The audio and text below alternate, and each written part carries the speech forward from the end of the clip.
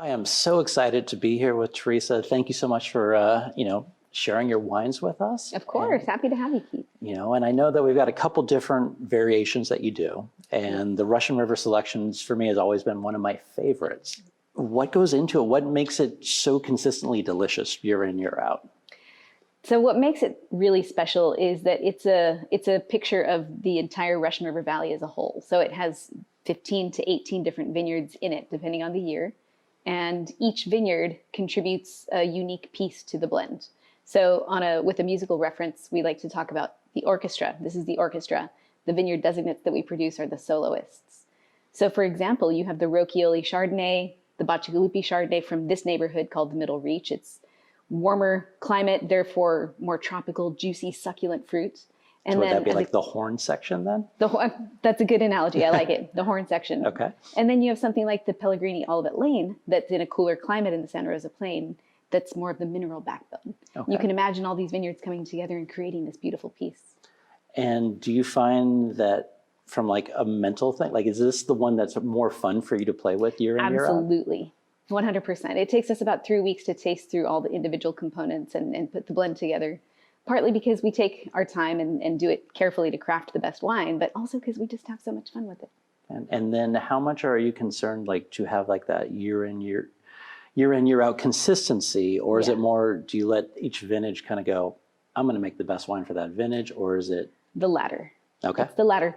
But we're always, the way we make the wine, the way we make the base wine is how we keep things more consistent. Each of the wines each year from the different vineyards has that mineral citrusy backbone to it because of our winemaking style. Awesome. And then the blending part allows us to take advantage of the vineyard's unique qualities and the vintage unique qualities as well. I think we should probably open it up and get it going. Thank you. You're welcome. Small taste for you. Kind of classic California, tons of butter, tons of oak.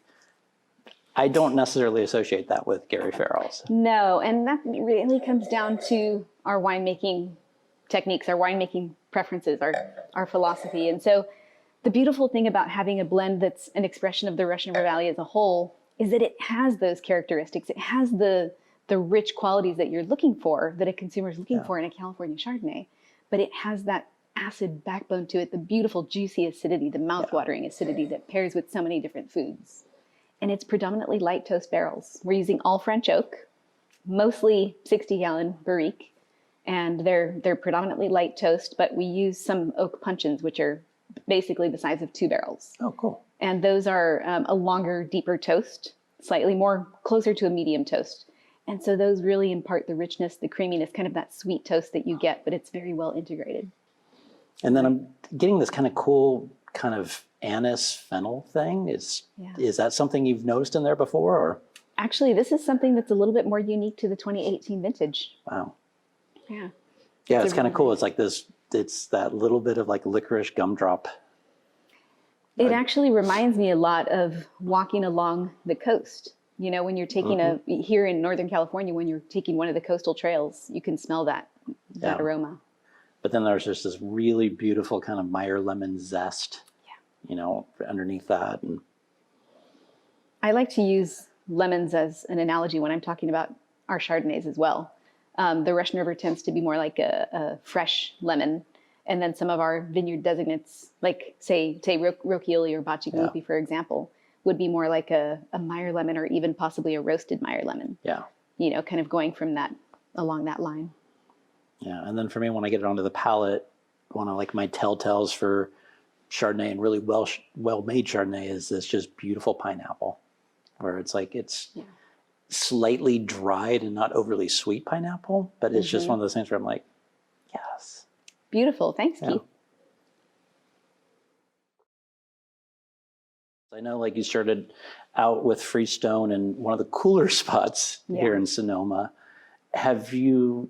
What have you learned and, evolved as you've now shifted more into, Russian River? I've learned a lot, actually. I worked, at Freestone for 10 years. Coming to Gary Farrell, the exciting part was having access to all these different climates, different soil types, different growers, not just the one site and the one grower. And so it was a tremendous learning opportunity for me to, even though we're working with mostly fruit from the Russian River Valley, it's a tremendous opportunity for a winemaker to learn how to make wines from the Middle Reach where it's warmer and Santa Rosa where it's cooler, for example. Yeah, well, I bet it's also nice not to have that chill in your bones the whole time. Yes, it is. It's nice to have warm summer days here in the Russian River Valley. Great wine. Looking forward to trying the single vineyards, but thank you, Keith. Thank you for consistently making it rock star Chard. Thank you very much. Cheers to that. Yeah, cheers. Cheers. We'll get a side cheers.